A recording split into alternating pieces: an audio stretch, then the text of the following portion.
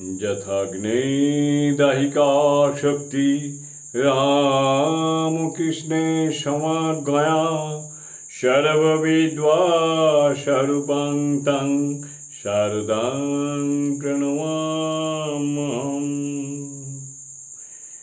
শতরূপে সারদা বই থেকে পাঠ। বিষয় শ্রীমা।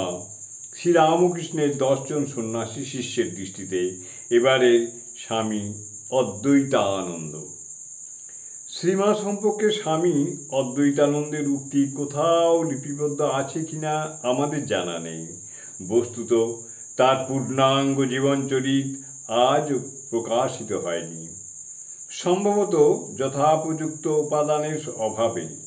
সে যাই হোক, তিনি তার অনন্য গুরুভ্রাতাদের মতো শ্রীমাকে যে পরম শ্রদ্ধার দৃষ্টিতে দেখতেন সেটি অনায়াসে এবং সুনিশ্চিতভাবে অনুমান করা যায়।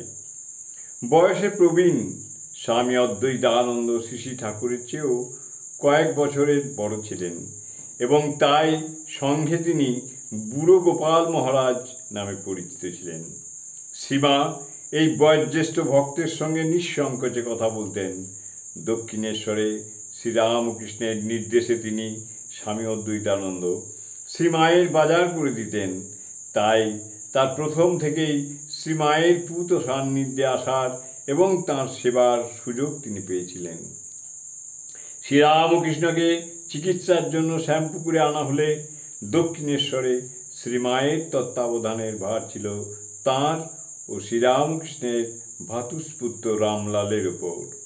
শ্যামপুকুরে এবং কাশীপুরে তিনি পরম নিষ্ঠার সঙ্গে শ্রী শ্রী ঠাকুরের সেবা করতেন এবং শ্রীমায়ের কাজেও সাহায্য করতেন। কাশীপুরে ডাক্তারের কাছে শ্রী শ্রী ঠাকুরের জন্য বিশেষ পথ্য প্রস্তুতের প্রণালী শিখে তিনি সেটি শ্রীমাকে শিখিয়ে দিতেন। জয় মা, জয় মা।